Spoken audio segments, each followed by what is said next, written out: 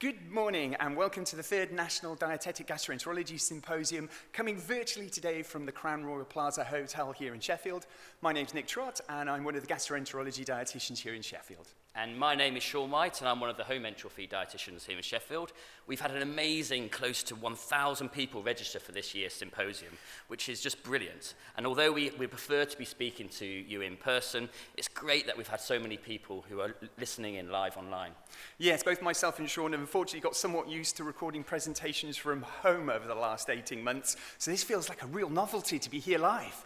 The only downside is we haven't been able to present in our pajamas as we normally would. Yeah, Sean, I think we probably made the right sartorial choices today, if I'm honest. Also, the symposium is happening right after Dietitians Week here in the UK. It was absolutely fantastic last week to so many of our colleagues promoting and celebrating the profession and the different achievements we've had over the last 18 months, particularly during the pandemic. And it's been so inspiring to see so many of our colleagues adapting services to meet the needs of the patients in this really difficult year. We are hoping that today could be seen as an extended version of the Dietitian Week that happened last week. Yes, and we'd love for you to get involved, debate, ask questions. If you're using Twitter, please post up questions and opinions and comments today using the hashtag NDGS2021. We'll also be taking questions online in the chat as well, so do contribute and comment there as well. So we feel we've got a really interesting and varied programme for you today, primarily presented by dietitians recognised as experts both nationally and internationally. We'll be touching on inflammatory bowel disease, celiac disease, IBS and surface provision, as well as some of the emergent research that's happening in these areas. Yeah, so we just want to take a moment to really say we're grateful for our sponsors' support today. Without their involvement, we wouldn't be able to hold free events like this that we can all benefit from in terms of our CPD. So please take some time to review your delicate packs if you have one and look at their information online. So we'd really encourage you just to support and have a look at the sponsors' information today. And we'd also really like to thank Professor Dave Sanders. Without his enthusiasm and passion for the role of dietitian in gastroenterology, none of this would be possible. I've said this before, every gastro-dietitian needs a Dave in their life. We have to mention that we think Dave is slightly happier that the event is virtual this year, as he's had to spend a lot less money on food, which he more than made up with spending on the round last night at last night's meal. And of course, just a little bit of further housekeeping. We will be having regular breaks for tea and coffee, but you can take them whenever you want. Normally, I'd be telling you to all turn off your phones at this point. In the room, please do that. But if you're watching online, keep your phones on so you can contribute and send questions in. We don't have to tell you where the toilets are either. And just one other thing, if you do hear a fire alarm emanating out of your computer or laptop at home, don't need to leave your office or home, but you can watch us all calmly leave the building.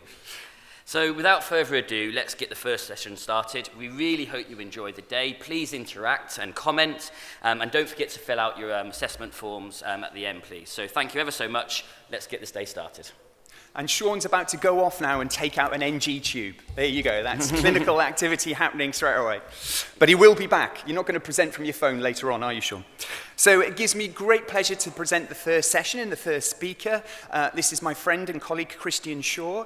Christian obtained a postgraduate diploma in nutrition and dietetics in 2016 from Leeds Beckett University. He's currently undertaking an MSc in advanced clinical practice at Sheffield Hallam University, and he is a specialist gastroenterology dietitian and a trainee in advanced clinical practice.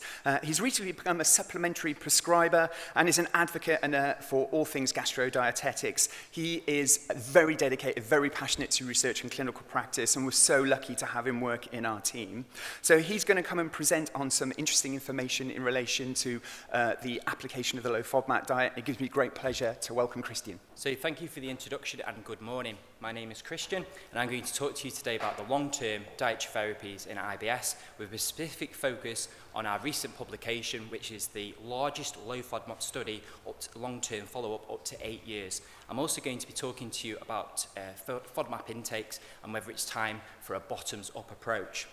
So I'm sure for those who are familiar with IBS, the British Dietetic Association guidelines were published in 2016 by McKenzie, which state a two-step approach to the management of IBS. First step, or traditional advice, including a lactose restriction in those with a lactose intolerance. If this has been ineffective or the patient remains symptomatic, you can move on to offer a low FODMAP diet. So in the long term, patients will be following either traditional advice or first-line advice, or they have moved on to a low FODMAP diet. This advice has also been mirrored in the most recent BSG guidelines published this year, where they recommend, after simple lifestyle or dietary changes, if a patient still has symptoms, then a referral to a dietitian should be offered, where first line and second line advice, including a low FODMAP diet, should be available. They are good to highlight the importance that this advice should be delivered by a trained dietitian, and also that FODMAPs should be reintroduced to tolerance. So I'm sure for everybody who is familiar with the low FODMAP diet, that there is 3 dietary stages to this diet, with the first stage, or the restriction stage, taking 4 to 8 weeks to implement. For a patient to move through to the personalisation stage, it requires a significant investment in time, as it takes a minimum of 10 weeks to follow. There's quite a body of evidence now growing for the low FODMAP diet in the short term. If we have a look at some of the studies to date in comparison to traditional advice, there has been a number of issues with these trials, as they do either use IBS symptom severity score reductions as an endpoint, or adequate symptom relief, a yes or no answer. If we look at the traditional advice that's given, it has also differed per centre. We can see from Bowel in 2015, or Magnus Simeon's group, that the NICE 2008 guidelines were used, but they also asked patients to avoid onion, cabbage and beans, so there may be a FODMAP reduction seen here. But as a whole, if we look at the 4 studies published to date, comparing the 2, we see that only 2 studies have shown slightly higher responders compared to traditional advice, with the other 2 studies showing no significant benefits.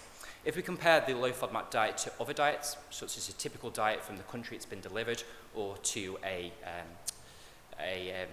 high FODMAP diet, we see that the low FODMAP diet does have more responders. Interestingly, in 2017, from the King's group by Stroudacre et al., we see that when it's compared to a sham diet, in their per protocol analysis, it was significant, with more patients responding to a low FODMAP diet. But if we look at the intention to treat, it wasn't significant, although patients on the low FODMAP diet did have further IBS symptom severity score reductions compared to the sham diet. Interestingly to note with this study, that almost 4 out of 10 patients, or 40%, did respond to a completely made-up diet. If we look at the low FODMAP diet in the long term, so after patients have reintroduced FODMAPs to tolerance, there is a lot less available evidence to us, but we'll take some time to look over some of the available studies to us to date. This study was by Goyal et al. Published this year out of India.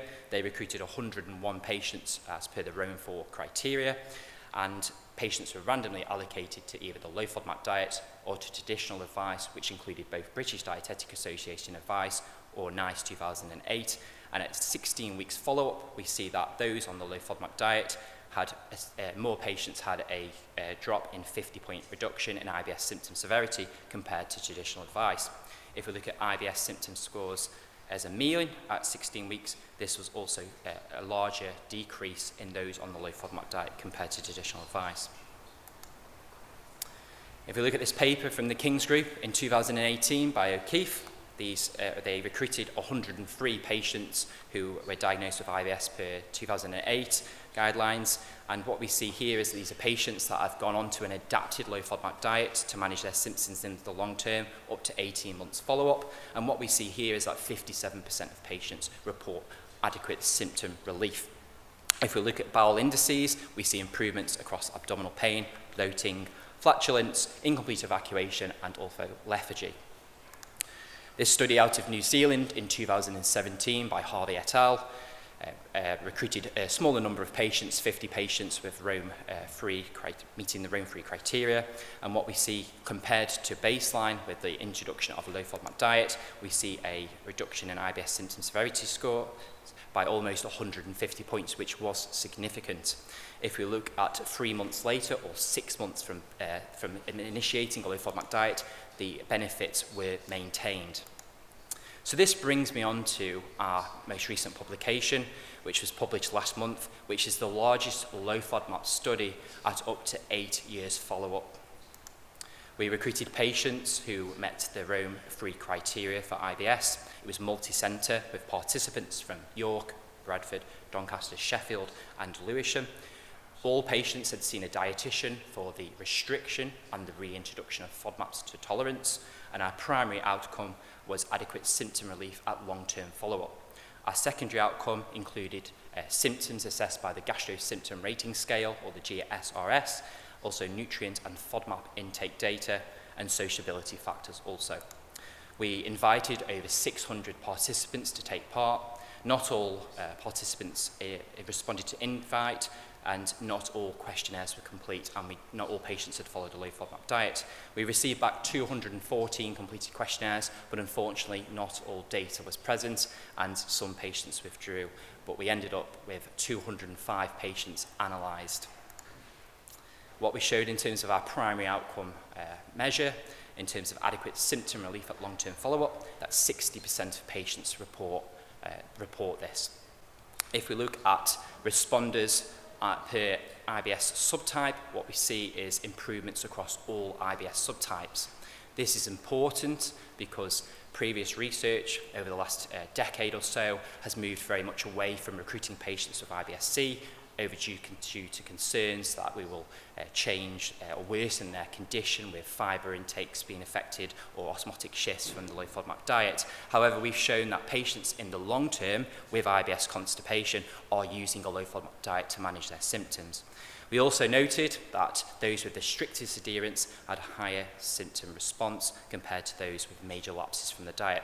So we do need to follow the low FODMAP diet well to reap its benefits. This is important because we know from Caroline Tuck in 2019, through the use of questionnaires to assess how well patients had followed the low FODMAP diet, we see that if it's been delivered by any healthcare professional, only 40% of patients are able to follow all 3 stages effectively. If we look at the patients that have only received the advice from a dietitian, we see this is much higher at 62%. They also noted that if patients had not seen a dietitian, they were 2 times more likely to not respond to a low FODMAP diet. But what I'd like to ask you today is there enough dietitians to deliver a low FODMAP diet to everybody that needs it? When we looked at our GSRS data, we saw that improvements across all bowel indices, apart from incomplete evacuation and lethargy. It seems unsurprising to see benefits in abdominal pain, bloating, distension, and urgency, given the proposed mechanism of a low FODMAP diet, the reduced fermentation, the reduced osmotic shifts or fluid delivery to the large bowel in the hypersensitive patient. When we looked at what diets were being followed at long-term follow-up, we see that the majority are following a personalised low FODMAP diet. This is great to see as a dietitian. This means that patients have received restriction advice, reintroduction advice, and they have implemented this. We saw that 6% returned to a strict continue to follow a strict low FODMAP diet. This is also reassuring to see. There's been lots of publications on the concerns of patients staying on the restriction phase long term. We've shown that only a small number are doing so, but there is still concerns over nutritional intakes and also whether eating the microbiota, and also whether if patients restrict their intakes, does this have a negative effect on their eating behaviours long term. 9% of our cohort had returned to a habitual diet. We also looked at free-from products, and we showed that 80% of those on a personalisation low FODMAP diet were using free-from products on a regular basis. Almost 50% were using 2 different product groups. And when we look at the product groups, almost 70% were using gluten-free and wheat-free products. Furthermore, 43% of patients were using gluten-free and wheat-free when eating out. This is up to 8 years follow-up. So I want to ask you, what is going on here? Is it down to habits because they've been told to restrict these during the restriction phase? This seems unlikely because in clinical practice, patients often report gluten-free products can be less tolerable, and they can also be palatable, not as palatable, and they can also be more expensive. So is it convenience driving this, or is it something more? Are patients choosing these products because it's helping with their symptoms? So what is it about FODMAPs in wheat and gluten-free products? Well, we know in the UK or Western diets that wheat is actually the major source of fructans. And some data published by the Monash group in 2011 through the analysis of different foods showed that actually gluten-free products on a whole do contain much less amounts of fructans. So I ask you, are patients using gluten-free products as a fast track to a fructan reduction? We know from the O'Keefe paper in 2017 from the King's Group that those on an adapted low FODMAP diet compared to those returning to a habitual diet had much less intakes of high fructan foods. If we look at those using low FODMAP bread, those on the adapted diet were using this. And if we look at the small print, a low FODMAP bread is actually a gluten-free bread. We also see higher amounts of pasta in those not on the adapted diet. So what about FODMAP data? What does FODMAP data tell us? So it's been quoted or suggested that with the restriction stage of a low FODMAP diet, getting below 12 grams per day is the optimal threshold for therapeutic benefit. And in fact, some of the work we've published here does show that as a whole, most studies do achieve this in the short term. But what does this data really tell us? So if we look in the long term, with the reintroduction of FODMAPs to tolerance, as expected, total FODMAPs increase 20, 22 grams, 17 grams from our centre, but the symptom benefit remains. So if patients are restricting their FODMAPs to below 12 grams, but it's coming back up, but their symptoms remain, maybe we don't need quite so heavy FODMAP restriction as we currently know it. Maybe more simple approaches or heavy restrictions such as FODMAP gentles or single FODMAP exclusions may have a role here. We looked at fructans also, given that lots of patients are using gluten-free products, and we see that as a whole, all studies in the short term achieve less than 2.2 grams. When we look at the studies in the long term, where we see total FODMAPs increase, we see that on whole, fructans do remain low. It should be unsurprising that fructans have a potential to cause symptoms in the IBS patient. As humans, we do not have the ability to break fructose to fructose molecules, so they go undigested, unabsorbed, and they lead into the large bowel where they undergo colonic fermentation. That fermentation is what we believe may be stimulating discomfort in those patients with visual hypersensitivity. So this brings me on to, is it time to start to think about other approaches to management of these patients? This is an illustration from a paper from Caroline Tuck, which on the left-hand side you see the current approach of a top-downs approach where you restrict all FODMAP groups. But what I'd like to ask you is it time to start looking at a bottoms-up approach, which is driven by a patient suspecting a trigger or reporting certain foods to you as potential trigger? And could we tailor therapies from that knowledge and do more simplistic approaches? There was this paper in 2019 from the Monash group which highlighted or first to coin this term of a FODMAP gentle diet. This is a diet which has been put together by their analysis of FODMAP food intakes, and these are a list of the foods which have the highest FODMAPs in. So could an approach where we use a more simplistic diet such as a bottoms-up approach be a way forward? In fact, they actually state in the paper here that a FODMAP gentle diet describes the reduction of a few foods that are highly concentrated in FODMAPs or a few targeted FODMAPs. Further dietary restriction is applied if necessary. So could this diet be used before moving on to a low FODMAP diet, and the low FODMAP diet being reserved for those who need it, who failed to respond to simpler, easier to implement approaches prior? I think we sometimes lose track of things along the way. This is a study from the Monash group back in 2006, and I'm not saying that this is a perfect study. It was a retrospective study.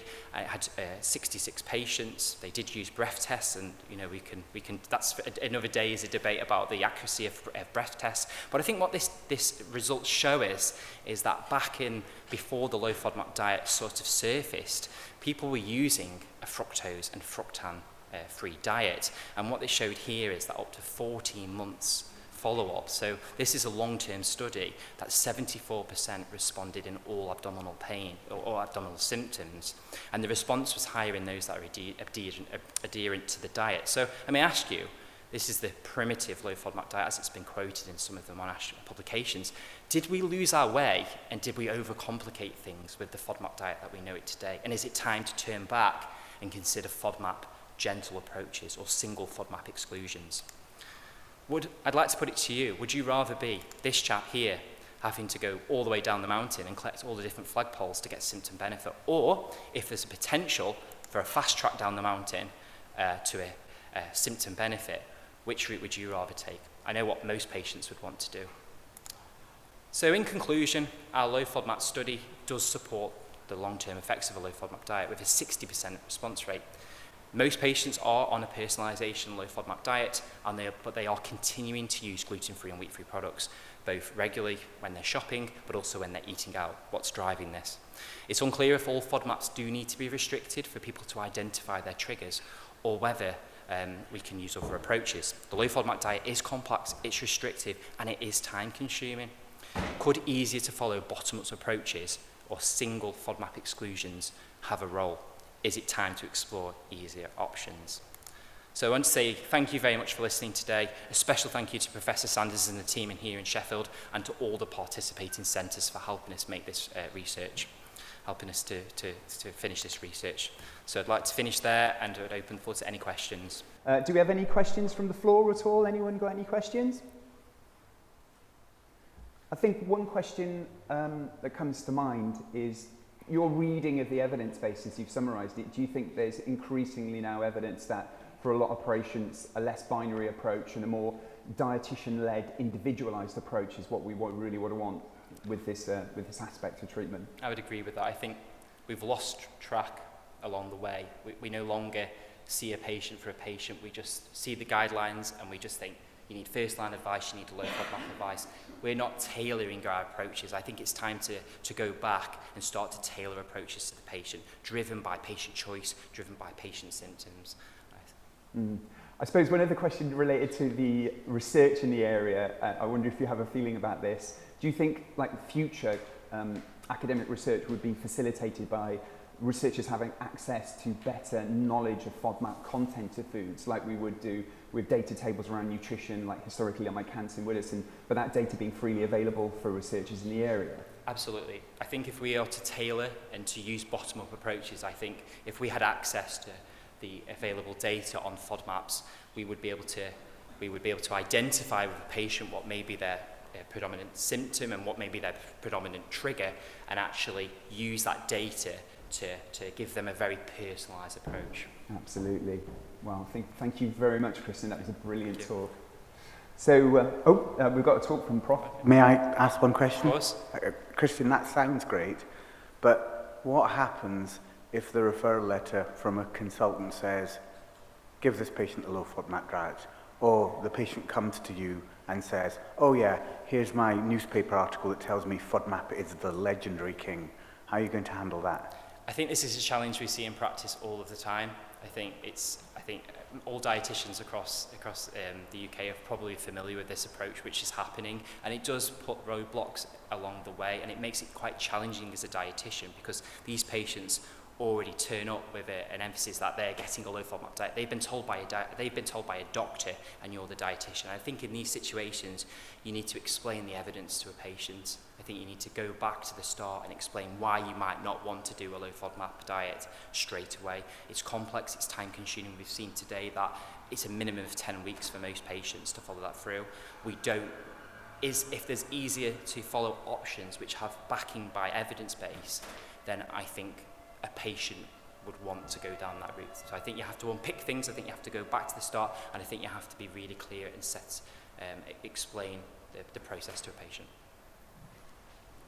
Yeah, I think just to reflect very quickly before the next talk, to reflect some talks coming in on the chat. I'm an experienced dietitian, have been using that individualised approach and FODMAP Gentle for a while, and some other discussion that maybe we can respond to. We can collect some of the other questions and maybe put that up in the chat, so there are people engaging, and we can have a look at that in the future. But thank you so much, Christian. Okay, thank you.